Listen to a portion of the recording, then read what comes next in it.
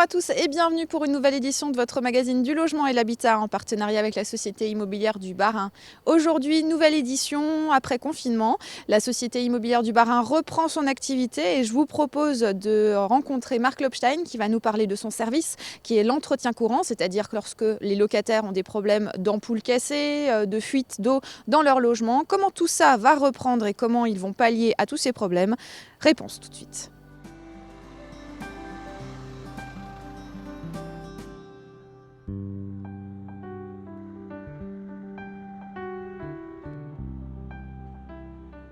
Marc Lobstein, bonjour, je suis heureuse de vous retrouver après toutes ces semaines de confinement obligatoire. Bonjour. Je suis heureuse de vous retrouver. En tout cas, comment est-ce que vous vous sentez aujourd'hui? On est maintenant à quelques jours de la réouverture, on va dire, officielle de la CIBAR. Comment ça se passe un peu, comment vous vous sentez? On se sent plutôt serein parce que pour l'heure, tout s'est très bien passé. Nos agents ont assuré la majorité des demandes, donc en sachant que on a quand même priorisé les interventions Oui. euh, d'intervention absolue. Alors on le rappelle, vous vous occupez essentiellement de tout ce qui est entretien, on disait entretien courant.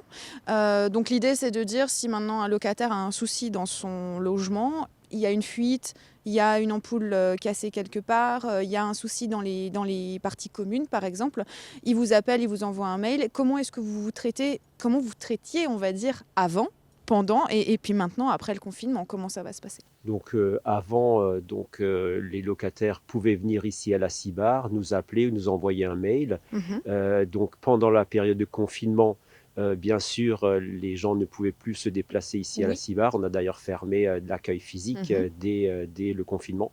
Dès le moment où nos services n'étaient plus présents ici, on a mis une messagerie particulière sur notre standard téléphonique qui Mhm. précisait aux résidents qu'ils peuvent nous joindre exclusivement par mail. Et ces mails ont été traités donc en temps réel Mhm. pendant le confinement, sachant que avec l'expérience et après quelques semaines de Mhm. confinement, on s'est rendu compte qu'on a traité plus de 90% de la demande. Quand même, d'accord. Comment ça s'est passé avec les locataires? Ils ont été plutôt compréhensifs parce que l'état actuel de crise était quand même difficile à vivre. Est-ce qu'ils ont compris? Est-ce qu'ils étaient plutôt compréhensifs avec vous? Ah, les locataires étaient très compréhensifs. On recevait des messages qui nous précisaient même que ils avaient pris la mesure, disons, de la difficulté et que ils nous indiquent simplement, disons, le souci qu'ils rencontrent, Mhm. sachant qu'ils comprennent si on ne peut pas intervenir de suite. Mais parallèlement, on recevait également des messages de remerciement pour nous dire que, vu les conditions actuelles, on nous félicitait pour la rapidité d'exécution.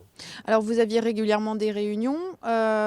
Ces réunions-là se poursuivent. Par contre, vous êtes beaucoup moins nombreux à partir de la réouverture de la CIBAR, c'est ça? Donc, dès la fin, disons, du confinement, Mhm. on va reprendre donc progressivement.